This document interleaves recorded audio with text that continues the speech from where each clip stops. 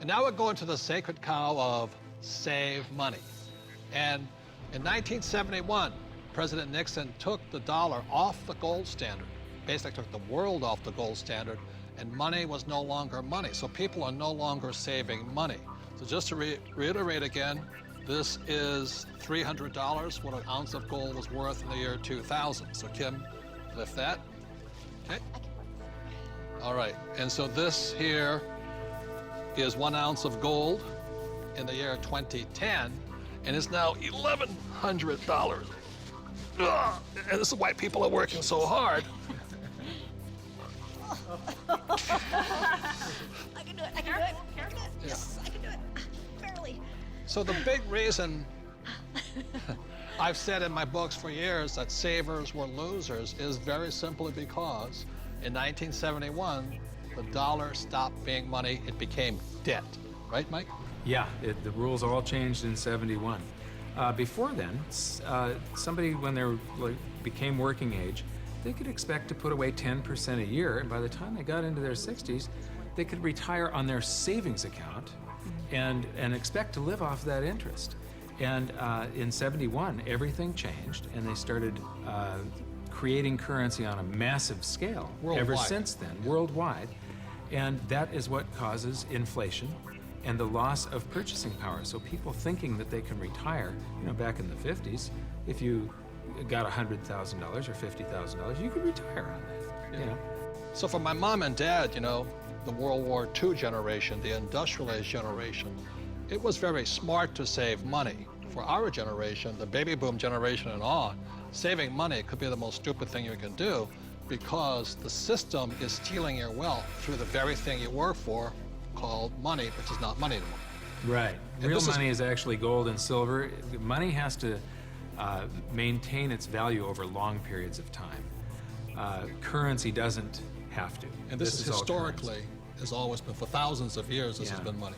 5,000 years, this has been the predominant currency. It became money when somebody minted it into coins in Lydia in about 680 BC. And each unit had the same buying power as the next one. They became interchangeable. So let me ask you this. This printing of money out of just paper, this has been tried before, hasn't it?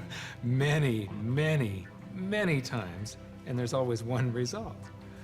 You get far, far higher prices of everything, but especially real money. When they start creating a whole lot of currency, eventually, gold and silver lie in wait. And then when the public senses this inflation of retail prices that is caused by inflation of the quantity of currency in circulation, they rush back toward gold and silver, and they have for 5,000 years. So name some governments that have attempted to print money. The Weimar Republic. I don't know Germany. what I just did with that $100 trillion the bill. Zimbabwe? He's got a Zimbabwe. The Zimbabwe, yeah. Look at this one. This is the most recent, a $100 trillion note. You know, this is the largest note ever printed, 100 trillion. And this was printed in 2000. Yeah, but when Zimbabwe was created as a country, when it went from Rhodesia to Zimbabwe, they were, the Zimbabwean dollar was on parity with the US dollar. $1 US was the same as a Zimbabwe dollar. This doesn't buy anything today. It doesn't buy a cup of coffee. Doesn't even buy a cup of coffee? No. In fact, they have ruined it by putting ink on it. You can't write you can't write a list, so it would have been more valuable at this point if it was blank. Right. See, the Greeks did the same thing when they started clipping coins. They just take the silver off of it. The Romans tried it, the English tried it, the Germans tried it, the Chinese tried it, and now the US is trying it. Yep. And so that's why saving money is probably the biggest mistake you could make right now, because today money is no longer money. It's now debt. I can vouch for that because my leg is now numb. So all currencies throughout the world are in trouble, the same way this Zimbabwe dollar is in trouble. And that's the problem with saving money. After 1971, it was no longer money. More than 70% of all the currency on the planet is US dollars. If the US dollar goes, the world goes with it. I'm preparing by getting fully diversified. I buy both gold and silver.